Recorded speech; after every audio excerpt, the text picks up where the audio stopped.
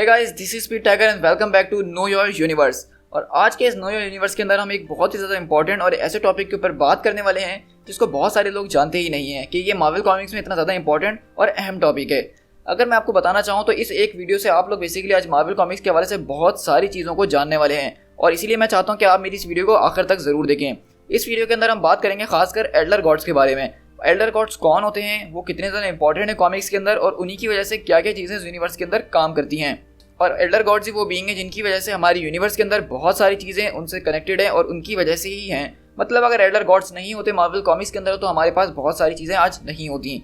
तो जो लोग मेरे चैनल पे फर्स्ट टाइम आए, मैं उनको बताना चाहूँगा कि नो योर यूनिवर्स के एपिसोड्स के अंदर हम लोग मार्वल यूनिवर्स की कॉस्मिक साइड के ऊपर ज़्यादातर बात करते हैं, कुछ ऐसी चीज़ों के ऊपर जो कि मार्वल कॉमिक्स में जैसे मिस्ट्री हैं या बहुत ज़्यादा पावरफुल हैं। हमने सबसे पहले जो है इटर्नल्स के बारे में कवर कर रहा था, उनका कंप्लीट ओरिजिन के किस तरह से इटर्नल्स को बनाया गया है, वो मार्वल कॉमिक्स में किस तरह से वर्क करते हैं और इनह्यूमन्स, म्यूटेंट्स, उन सबका कैसे उनसे लिंक है।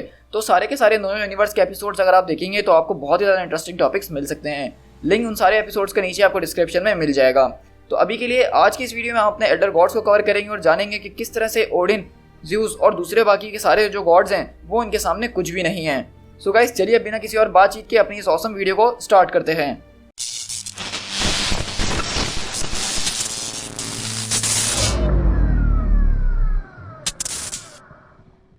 तो आप सब जानते हैं कि मैं जब भी किसी टॉपिक के ऊपर बात करता हूं तो सबसे पहले उनके फर्स्ट अपीयरेंसेस और उनके ओरिजिन की बात करता हूं।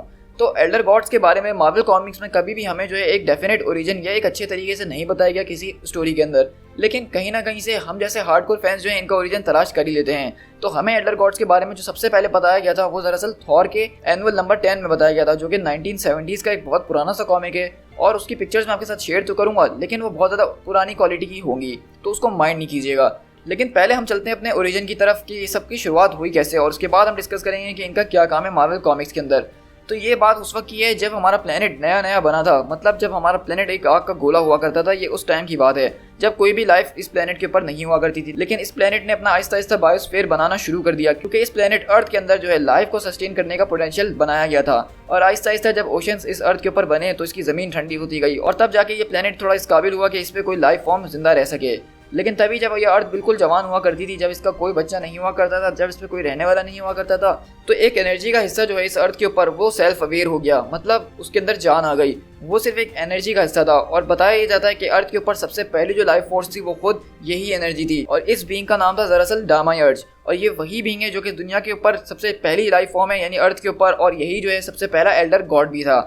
जैसे कि दूसरी मिथोलॉजी जैसे कि ग्रीक मिथोलॉजी या फिर नॉर्स मिथोलॉजी में बताया जाता है कि जब पहला बीइंग जो अकेला यूनिवर्स के अंदर होता है वो काफ़ी ज़्यादा बोर होना शुरू हो जाता है। तो इस वाले डायमंड के साथ भी कुछ ऐसा ही सीन था क्योंकि ये यूनिवर्स के अंदर बिल्कुल अकेला था, इस प्लेनेट के ऊपर बिल्कुल अकेला था। इसको नहीं पता था मैं करूँ तो क्या करूँ, तो इसने अपने आप के अंदर से जो है कुछ स्पार्क्स निकाले और वो स्पार्क्स जो हैं हमारी अर्थ की मिट्टी में जाके गिरी तो उसमें से पहली लाइफ फॉर्म्स बनना शुरू हुई। और ये लाइफ फॉर्म्स वही लाइफ फॉर्म्स है जिनको हम आगे जाके जानेंगे एल्डर गॉड्स के नाम से। तो अगर बात की जाए डायमंड ने जो है बहुत सारे बीइंग्स को इस अर्थ के ऊपर पैदा किया, लेकिन उसमें से कुछ नोटेबल्स जो हैं जिनके बारे में हम बात करेंगे जो बार बार हमें नजर आते हैं, उनमें से उनका नाम है द एल्डर गॉड गाया जो कि मदर अर्थ मानी जाती है, द डार्क लॉर्ड किथॉन जिसकी वजह से बताया जाता है कि सारा का सारा डार्क मैजिक जो है एग्जिस्ट करता है, और एक गॉडेस सेथ जो कि अपने सरपन क्राउन के जरिए अर्थ के ऊपर राज करने में लगी रहती है, वो एक सांप की तरह होती है, और एक और जो गॉड अष्टर है। और गॉड अष्टर जो है बेसिकली आगामोटो जिसको डॉक्टर स्ट्रेंज पूछते हैं उसकी माँ है, और उन्हीं की वजह से मार्वल कॉमिक्स में मैजिक का कॉन्सेप्ट शुरू हुआ था। तो आप समझ सकते हैं कि ये गॉड्स कितने ज़्यादा ज़रूरी हैं कि इन सब की वजह से इतना सब कुछ मार्वल कॉमिक्स में हुआ है। तो अभी हम अपनी स्टोरी पे कंटिन्यू करते हैं और देखते हैं कि एल्डर गॉड्स के साथ हुआ तो क्या हुआ। तो इसी तरह हमने देखा कि इस तरह जब डायमंड ने अपनी एनर्जीज को रिलीज करा, अर्थ की मिट्टी को छूते ही उसमें अलग अलग बीइंग्स पावरफुल बन गए, जिसमें गाया, सेट, किथॉन और अष्टर जो थे वो मशहूर गॉड थे। और इसी तरह में बताया गया कि ये एल्डर गॉड्स इतने ज़्यादा पॉपुलेशन में बढ़ते गए कि इस ग्लोब के ऊपर कोई एक ऐसा हिस्सा नहीं था जहाँ पे ये पाए ना जाते हों। लेकिन इनमें से कुछ गॉड जैसे कि किथॉन और सेट वो ऐसे गॉड्स हैं जिनको पता चला कि जब वो एक दूसरे एल्डर गॉड का कत्ल करते हैं खुद से, तो उस एल्डर गॉड की जो ताकत होती है वो खुद उनके अंदर आ जाती है। एक तरह से उनकी ताकत जो है दुगनी हो जाती है। और इसी तरह जब सारे एल्डर गॉड्स को ये बात पता चलनी शुरू हुई कि अगर हम दूसरे गॉड को मार देंगे तो उसकी शक्तियाँ हमारी हो जाएंगी, तो सारे गॉड जो है वो ईवल होना शुरू हो गए और आहिस्ता आहिस्ता इस अर्थ के ऊपर जो एक लड़ाई शुरू हो गई, एक बहुत बड़ी सिविल वॉर। आप कह सकते हैं कि ये इस अर्थ पे होने वाली सबसे पहली सिविल वॉर का इवेंट था। जिसमें एल्डर गॉड्स आपस में लड़ने लगे क्योंकि उनको पता चला कि अगर हम दूसरे एल्डर गॉड को हराएंगे तो हम ज़्यादा ताकतवर हो जाएंगे। और इस चीज़ में सेथ और जो किथॉन थे जो कि बहुत ही ज़्यादा इविल थे, उन्होंने बहुत ज़्यादा गॉड्स को मारना शुरू करा और वो काफ़ी ज़्यादा ताकतवर भी होने लगे। और इसी तरह हमने देखा कि जो एल्डर गॉड्स पहले बहुत खूबसूरत और पावरफुल टाइप के हुआ करते थे, ये सारी हरकतें करने की वजह से उनके अपीयरेंस को चेंज कर दिया गया। वो बहुत ज़्यादा डिमोनिक क्रिएचर्स में बदल गए, वो बहुत ज़्यादा इविल दिखने लग गए। लेकिन इन सब के बीच सिर्फ एक ही एल्डर गॉड्स ऐसी थी जिनके दिल में ये ख्याल था, क्योंकि वो मदर अर्थ भी कहा जाता था उनको, और उनका नाम गाया था।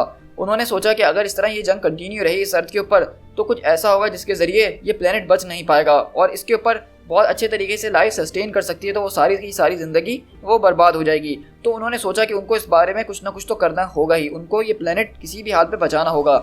और एक दिन जो है वो मेडिटेशन के तौर पे एक माउंटेन के ऊपर जाके बैठ गई और उन्होंने वहाँ पे मेडिटेशन में दुआ करी अपने बाप यानी कि डामाई अर्थ से, जिन्होंने इन सारे के सारे बींग्स को बनाया है। और उन्होंने उनसे कहा कि अगर इस तरह अर्थ पे ये सब चलता रहा तो आपका जो मकसद था यहाँ पे आने का वो ख़त्म हो जाएगा। आपने हम लोगों को इसीलिए नहीं बनाया था कि हम लोग आपस में लड़के इस अर्थ को बर्बाद कर दें।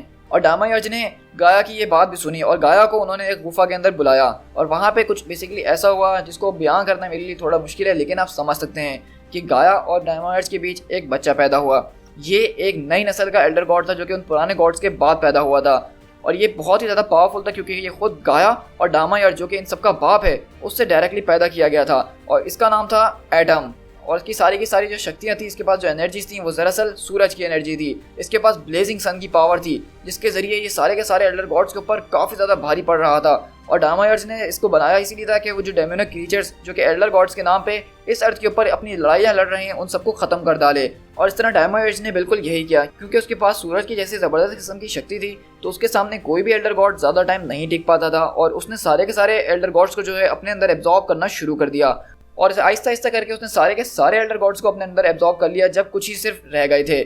तो अब जैसे कि एटम ने सारे के सारे डीमंस को, सारे के सारे एल्डर गॉड्स को अपने अंदर एब्जॉर्ब कर लिया था, तो उसकी जो फिजिकल फॉर्म थी वो बहुत ज़्यादा चेंज हो चुकी थी। अब ये भी उन एल्डर गॉड्स की तरह बन गया था जो कि डिमोनिक हो चुके थे, इसलिए इसका अपीयरेंस भी बहुत ज़्यादा इविल दिखने लगा, जबकि ये था इविल नहीं, लेकिन इसने सारे इविल क्रिएचर्स को अपने अंदर एब्जॉर्ब जो किया था और इसीलिए इसका नाम एटम से पड़ गया डीमोगॉड्स, द गॉड ईटर। जी हाँ, इसके बारे में मैं आपको पहले काफ़ी बार बता चुका हूँ और हम अपनी स्टोरी के बाद दोबारा इसके ऊपर बात ज़रूर करेंगे। तो इसी तरह डीमोगॉड जो था वो सारे के सारे गॉड्स को ख़त्म करने के मिशन पे निकल चुका था। उसने सिर्फ गॉडेस गाया को इजाज़त दी थी कि वो इस अर्थ के ऊपर रह सकती है, उसके अलावा कोई भी एल्डर गॉड इस काबिल नहीं है जो कि वो इस अर्थ पे रहे।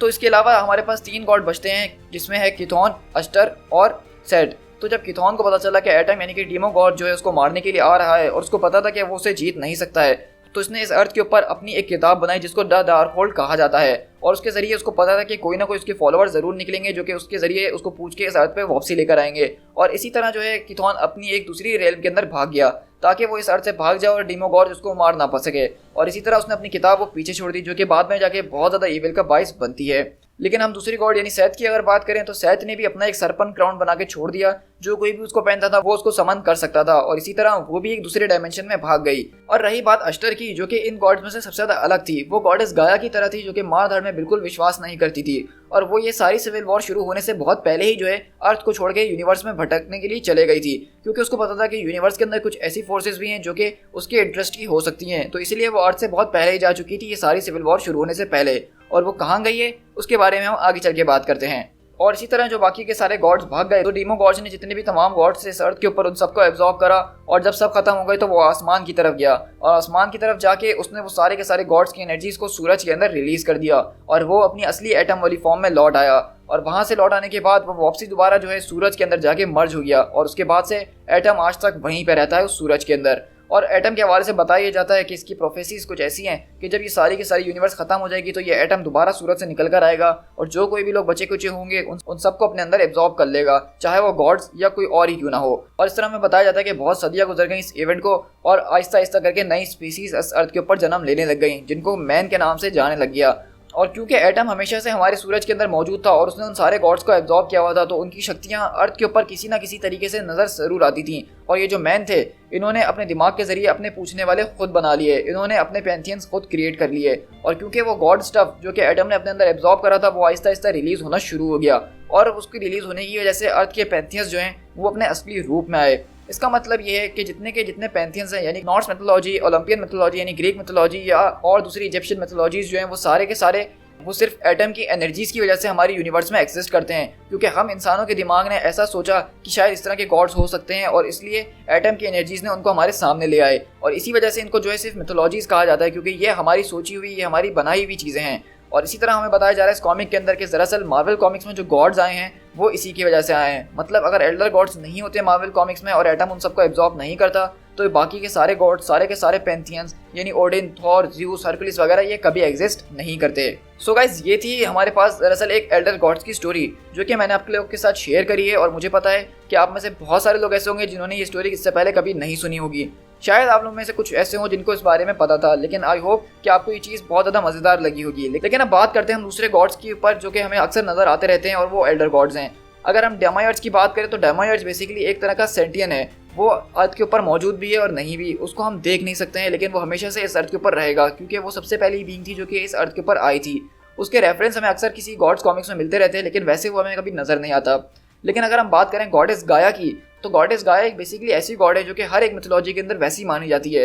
मतलब गॉडेस गाया का जिक्र नॉर्थ मिथोलॉजी में भी है, ग्रीक मिथोलॉजी में भी और दूसरी मिथोलॉजीज में भी है ही। तो मार्वल ने गाया को इसलिए मेन फिगर बनाया था क्योंकि दूसरी मिथोलॉजी से वो कनेक्ट कर सकें, और यही वजह है कि गॉडेस गाया हर मिथोलॉजी के अंदर हमें नजर आती हैं और अर्थ के ऊपर रहने वाली मोस्ट इंपॉर्टेंट गॉडेस मानी जाती हैं। और एक मज़ेदार फैक्ट अगर मैं आपको बताऊं तो थॉर जो है वो खुद ओडिन और गाया के बेटा है, बल्कि ओडिन ने गाया के साथ मिलकर एक बेटा करा था जो कि दरअसल थॉर था। और इसी वजह से थॉर को जो है हमारी अर्थ यानी मिडगार्ड से इतना ज़्यादा प्यार है कि वो हमेशा यहीं पे रहता है। अगर इसके अलावा दूसरे गॉड यानी किथॉन की हम बात करें, जो कि बहुत ही ज़्यादा पावरफुल गॉड था और इस यूनिवर्स से भाग गया था ताकि उसको एटम ना मार सके, तो दरअसल वो एक अलग रियल में चले गया था और अपने पीछे एक किताब छोड़ गया था डार्क होल्ड के नाम से। इसके हवाले से अभी हमने रिसेंटली एक कॉमिक्स द माइटी एवेंजर्स के इश्यूज में देखा था कि किस तरह से डार्क होल्ड की किताब पढ़ने से वो वापसी हमारी दुनिया में आ जाता है। ये गॉड इतना ज़्यादा ताकतवर है कि ये चाहे तो रियलिटी को अपनी मर्जी के मुताबिक बेंड कर सकता है, मतलब ये रियलिटी को चेंज कर सकता है और इसके पास बहुत ही ज़्यादा अनलिमिटेड पावर्स हैं। लेकिन असल बात यह कि ये हमारी अर्थ डायमेंशन से कट चुके हैं और ये अपनी डायमेंशन के अंदर ज़्यादा ताकतवर रहते हैं, ना कि अर्थ के ऊपर। इनको किसी ना किसी होस्ट की ज़रूरत होती है इस अर्थ के ऊपर सस्टेन करने के लिए। और यही सेम केस दूसरी गॉड सेथ के साथ भी है, जो कि अपना सरपंच क्राउन इस जगह पे छोड़ के गई है अर्थ के ऊपर, और जिस किसी को भी वो सरपंच क्राउन मिलता है उसको अनलिमिटेड पावर्स मिल जाती हैं और उसके जरिए सेथ उसके ऊपर राज करना शुरू कर देती है। और अगर हम बात करें एटम द गॉड ईटर यानी कि डीमो गॉड्स की, तो दरअसल वो अभी भी हमारी इस अर्थ के सूरज में मौजूद है। और इसको हमने देखा था रिसेंटली इनक्रेडिबल हरकुलिस के कॉमिक में, जब स्क्रल गॉड के खिलाफ हरकुलिस एक टीम बना के जा रहा होता है तो सूरज में से निकल कर आता है हरकुलिस की मदद करने के लिए। लेकिन आखिरी बार हमने जब इसको देखा तो हमने उसी सीरीज के अंदर इसको देखा था जहाँ पे स्क्रल के गॉड्स के बीच उसकी मौत हो जाती है। लेकिन मुझे नहीं लगता कि डीमो गॉड्स को मारना इतना ज़्यादा आसान है कि एक स्क्रल गॉड उसको मार सके, क्योंकि वो एल्डर गॉड्स का भी गॉड है। मतलब उसने उन सारे एल्डर गॉड्स को अपने अंदर एब्जॉर्ब किया था जो कि एल्डर गॉड्स माने जाते थे इस अर्थ के ऊपर रहने वाले। इसके अलावा अगर हम गॉडेस अश्तर की बात करें, जिसका हमें यहाँ पे बहुत कम जिक्र मिला है, तो उसकी वजह यही है कि वो दरअसल यूनिवर्स के अंदर निकल गई थी ढूंढने के लिए कुछ और इंटरेस्ट। उनका इंटरेस्ट मैजिकल और मिस्टिक चीज़ों में बहुत ज़्यादा था। और यही मैं आपको बताता चलूँगा कि मार्वल कॉमिक्स में जो मैजिक के पीछे पूरे का पूरी राज है, पूरी की पूरी कहानी है, वो गॉडेस अश्तर से जुड़ी हुई है। और इस वीडियो को शेयर करने का मकसद यही था कि मुझे फ्यूचर में अब अगली वीडियो जो है मैजिक इन मार्वल कॉमिक्स बनानी है, और उसके लिए आपको मुझे ये समझाना ज़रूरी था कि एल्डर गॉड्स कौन है, और उसमें हम गॉडेस अश्तर के बारे में बहुत डिटेल में आपके साथ में डिस्कस करूँगा। तो अभी के लिए अगर मैं आपको बताना चाहूँ तो आप ये समझ लीजिए कि गॉडेस अश्तर जो हैं वो मैजिक के लिए बहुत ज़्यादा रिस्पॉन्सिबल मानी जाती हैं। किथॉन जो है वो डार्क मैजिक के लिए बहुत ज़्यादा रिस्पॉन्सिबल माना जाता है, और सेट भी आप कह सकते हैं कि वो डार्क एनर्जीज़ को समन करती है। लेकिन गॉडेस गाया जो है वो हमेशा से इस अर्थ के फेवर में रही हैं और उनको इसीलिए मदर अर्थ भी कहा जाता है। तो ये स्टोरी जो है मार्वल कॉमिक्स के लिए एक बहुत ही ज़्यादा फंडामेंटल स्टोरी है। मतलब इस स्टोरी की वजह से मार्वल कॉमिक्स की पूरी हिस्ट्री लिखी जाती है, इसकी वजह से ही कॉमिक्स के ऊपर इम्पैक्ट पड़ता है। और हमें इसमें यह भी बताया गया था कि यही एल्डर गॉड्स की एनर्जी थी जिसकी वजह से ज़्यूस, ओडिन और दूसरे गॉड्स हमारे अर्थ पर आए हैं। मतलब मार्वल कॉमिक्स में ये बताया जाता है कि ये गॉड सच में मौजूद नहीं है, बल्कि सिर्फ इंसान के बनाए हुआ एक मिथोलॉजी है, एक वहम है। क्योंकि जो गॉड स्टफ एटम ने अपने अंदर एब्जॉर्ब करा था उसकी रिलीज होने की वजह से ये चीज़ें दिमाग में आती रही इंसानों के, और वो इन गॉड्स को शेप देती रही। और यही वजह है कि मैंने आपको पहले भी बताया था कि इन गॉड्स को जो है अपने बिलीवर्स चाहिए होते हैं। अगर इन गॉड्स के ऊपर कोई विश्वास करना छोड़ देगा तो ये लोगों के दिमाग में से वैनिश होना शुरू हो जाते हैं, ये मिटना शुरू हो जाते हैं। और इसीलिए ओडिन, थॉर वगैरह जो हैं ये अर्थ के ऊपर आते रहते हैं ताकि उनको बता सकें कि वो लोग अभी भी जिंदा हैं और लोग उनको पूछते रहें और वो ताकतवर होते रहें। तो चलिए बात करते हैं एल्डर गॉड्स की पावर्स के बारे में। तो अगर एल्डर गॉड्स की पावर्स के ऊपर बात करें तो एक एल्डर गॉड जो है वो हमारे दूसरे गॉड्स यानी जो नॉर्मल हमारे गॉड्स हैं उनके ऊपर आसानी से भारी पड़ सकता है। हमने एक पुरानी स्टोरी के अंदर ही देखा था कि किस तरह से सारे के सारे गॉडेस ऑफ डेथ यानी हेला, हेडिस जो कि गॉड ऑफ अंडरवर्ल्ड माना जाता है, मेफिस्टो और दूसरे के इस तरह के बहुत सारे डीमंस जो हैं वो मिलकर एटम को बुलाते हैं उससे अपनी शक्तियां हासिल करने के लिए। लेकिन एटम इतना ज़्यादा ताकतवर होता है कि वो उन 10 के 10, 12 के 12 गॉड्स के ऊपर आसानी से भारी पड़ रहा होता है। और उसके सामने थॉर, ज़्यूस और इस तरह के जो गॉड्स हैं वो कुछ मायने ही नहीं रखते हैं। ये गॉड्स बहुत ही ज़्यादा पावरफुल है और इसीलिए इनको एल्डर गॉड्स कहा जाता है। और इन गॉड्स की अगर हम वीकनेस की बात करें तो वीकनेस इनकी दरअसल ये है कि अब ये गॉड्स जो है बहुत ही कम रह गए हैं अर्थ के ऊपर, और जो रह गए हैं वो डायरेक्टली इंटरेक्ट नहीं कर सकते हैं। और अगर वो इंटरेक्ट कर सकते होते तो वो आज इस यूनिवर्स के ऊपर बहुत ज़्यादा इंपॉर्टेंट और मेन कैरेक्टर्स होते। और यही वजह है कि हम इन गॉड्स को किसी ना किसी स्टोरी आर्क के अंदर देखते हैं और ये उसमें बहुत जल्दी ख़त्म भी हो जाते हैं, क्योंकि ये हमारी अर्थ के ऊपर अब इतने ज़्यादा पावरफुल नहीं रहे हैं। सो गाइस, आई होप कि आपको मेरी वीडियो काफ़ी ज़्यादा पसंद आई होगी। आपने एल्डर गॉड्स के बारे में आज ऐसी बहुत सारी चीज़ें जानी होंगी जो आपको पहले नहीं पता होंगी। अगर ऐसी बात है तो मैं चाहता हूँ कि आप मुझे कमेंट करके ज़रूर बताइए कि आपको ये वीडियो कैसी लगी, क्योंकि इसको बनाने में मुझे बहुत ज़्यादा रिसर्च और मेहनत करनी पड़ी है। तो साथ में मैं ये भी चाहता हूँ कि आप ज़्यादा से ज़्यादा लोगों के साथ ये शेयर करें, ताकि ये मैंने जो वीडियो बनाई है ज़्यादा से ज़्यादा लोग देख के नॉलेज हासिल कर सकें। और हाँ, जाने से पहले मेरे चैनल को सब्सक्राइब जरूर कीजिएगा, क्योंकि इस तरह का कंटेंट हम लोग अपने चैनल पे अपलोड करते रहते हैं, जहाँ पे आपको मार्वल कॉमिक्स से रिलेटेड ऐसी मिस्ट्रीज़ के बारे में मैं बताता ही रहता हूँ। और साथ में नोटिफिकेशन आइकन भी यार ज़रूर दबा देना, ताकि जब भी नेक्स्ट वीडियो में अपलोड करूँ तो उसका नोटिफिकेशन तुम लोगों को फ़ौरन से मिल जाए। So guys, this is Speed Tiger. मिलते हैं नो योर यूनिवर्स की अनदर वीडियो के अंदर। Till then, thank you so much.